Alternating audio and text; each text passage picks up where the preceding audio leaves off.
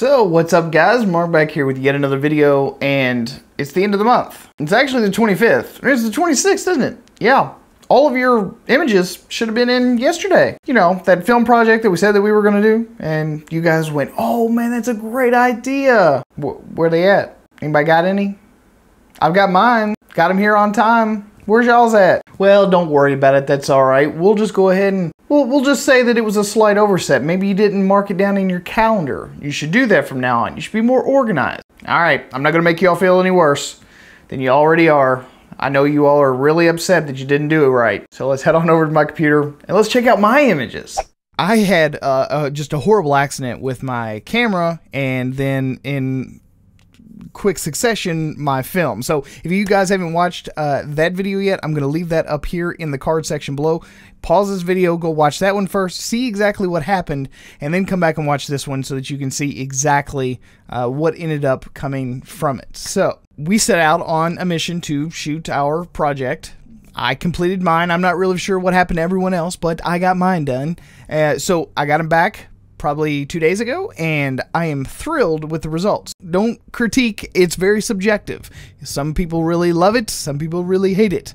But at any rate, I'm going to show you what I was able to capture with my film. So here we go. This was actually just my test shot. I was trying to get into the first frame of the film after I wound it onto the spool. Right off the bat, Ilford 400 has just really nice contrast for me. I love extremely contrasty photographs, and it does just phenomenal. I love the grain pattern. It's not overly sharp, and it's not super duper high resolution film. But I'm not necessarily looking for that. I don't really like overly sharp film for my personal use. I like something that's just a little bit more filmic, a little bit softer, and I absolutely love the grain structure and pattern. And then I went on ahead, just taking it outside. I was just kind of familiarizing myself, you know, testing out the metering system inside the camera. And I love these sort of ethereal type shots. As a matter of fact, if I had had a model that was available, I would have went up on top of this hill where there's just a couple of trees, and it was really sparse still. So none of the limbs had, you know, leaves on them yet when I first started this a month ago. And I would have, oh man, I would have just killed for a shoot. Something that was slightly out of focus with all this beautiful Ilford 400 grain pattern. I think it is just absolutely gorgeous. I didn't have anything in particular in mind in my subject. I was being very artsy-fartsy on this one. But again, the gradations of this film, the contrastiness of this film, oh, it's so good. So anyway, I did have a subject on this one. It was a little flower, and I feel like I missed focus on this, but for whatever reason, with this film, and because of its overall character, I don't mind it at all. I actually really like this photograph for some reason. I wish that maybe I had composed the shot a little bit differently. I would have liked to maybe have seen, you know, my subject maybe in the bottom right, you know, lower third or something like that. But you know, I don't hate it. So after that, we ended up going to dinner over at my mother's house, and my girlfriend was standing in front of the window, and I just happened to take this little shot of her standing in front of the window. I want to let everyone know that I was pushing most of this film, like in this particular instance. I was taking the 400 film and I was pushing it up to 1600. I was forcing the grain to be more prominent. And here's the thing, is though I didn't ask the lab to do a push-pull. I wanted it just to be what it was, but I absolutely love it. And of course, my mother, she's got a couple of cats. This is Duster, and I was basically wanting to just see how well the film would do indoors. I wanted to see what the grain structure would be under just like normal everyday lighting conditions. And that's the thing with film, is that if you're not familiar with it, you really do need to know what the capabilities of the film are based on your equipment. Is the metering correct? Is it going to ruin, you know, the way a particular shot is going to look with, you know, typical household lightings? You know, you'll get to know what type of character that film has based on some of these test shots.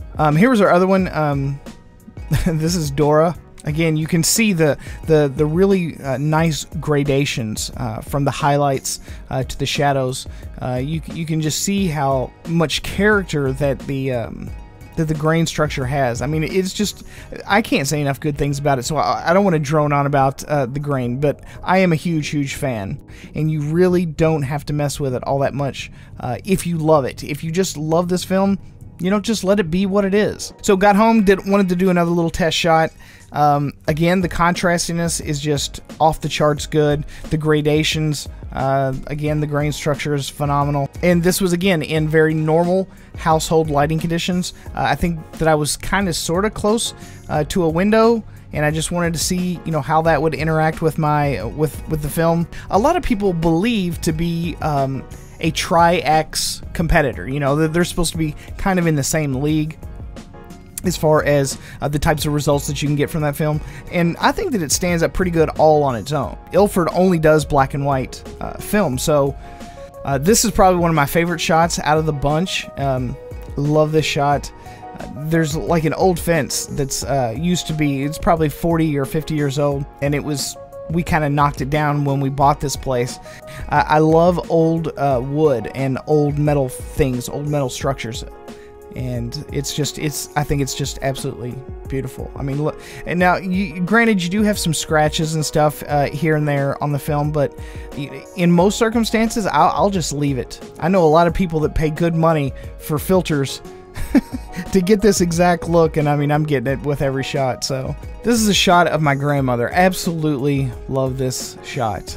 I actually asked her to pose for me for this one. Did a couple of shots, and she just did fantastic. Of course, the window light is just amazing.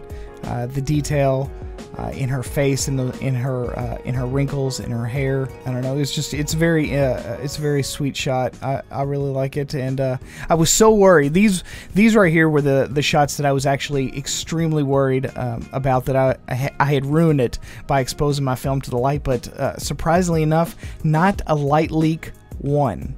Again, the contrast is just unbelievable. I absolutely love it. When I'm shooting film, I am not looking for just razor sharp images. For portraits, most people would. But for my work, for the stuff that I enjoy, I like a less than perfect outcome with my photographs. This is so endearing, and I really do love it. It's something that I don't think that a lot of people would think to do, but I always have this thing where, you know, it's the details. It's those little things. And my grandma, she always scratches my back whenever she comes up to me. And having this photograph, you know, this is my grandmother's hand at 80 years old. She gets her nails done. She loves, you know, pretty nails.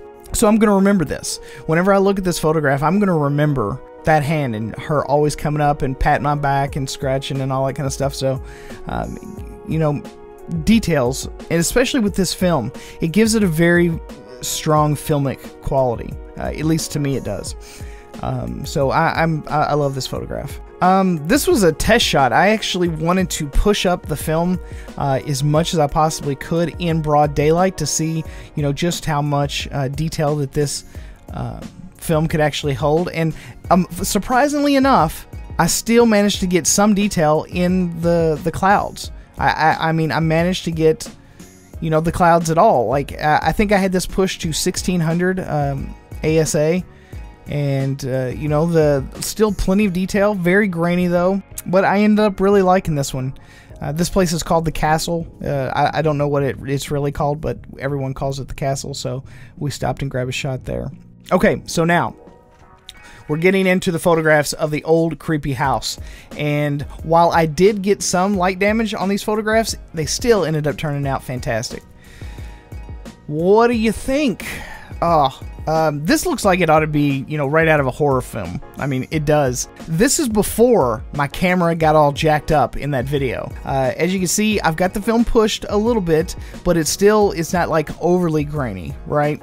So I did manage to get a good exposure here. You know, I love the contrastiness, you know, it just makes it so eerie there. But this, for whatever reason, like this shot, in this shot, I took two kind of the same, just a slightly bit different, and no light damage at all on those shots. This one is probably my favorite shot, or it might be the next one. It's not actually. This is my favorite shot. Now, this is where I'm not for sure when it happened, but my ASA speed dial on my camera, that's where it got jacked up. I'm assuming because the grain pattern gets pretty intense here, but I still ended up loving this shot, and I love this shot so much I think I'm gonna put it up on my 500 pixels account. And here is where we got some light leaks. So this was towards the end of the roll, and it was getting, you know, you could tell we're starting to peak with a little bit of light damage at the top and at the bottom, but it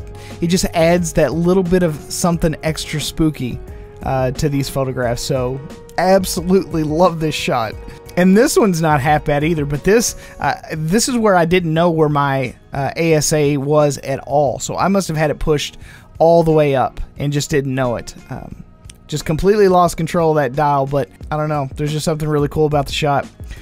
This one got quite a bit of light damage here on the tops, left and right, but again, it fits the mood of these pictures. Had it been, you know, like you know, a bridal party or something like that, obviously we would have had to say no to this, but it really does fit the mood with these photographs. And you know, just the view, kind of looking out the window and all the grain, still managing to retain some of the detail on the window seal. I don't know, it just looks really cool. This one with the chair looking out the window, I mean, it is just spooky, and the light damage kind of works here. The grain pattern is just off the charts. Had no clue that it was that high, but again, with this particular scene, it just really works. This was the view from the outside, and you can really start seeing the light damage here. But you know, these are just some really cool photos. They actually look like they ought to be from a completely different time.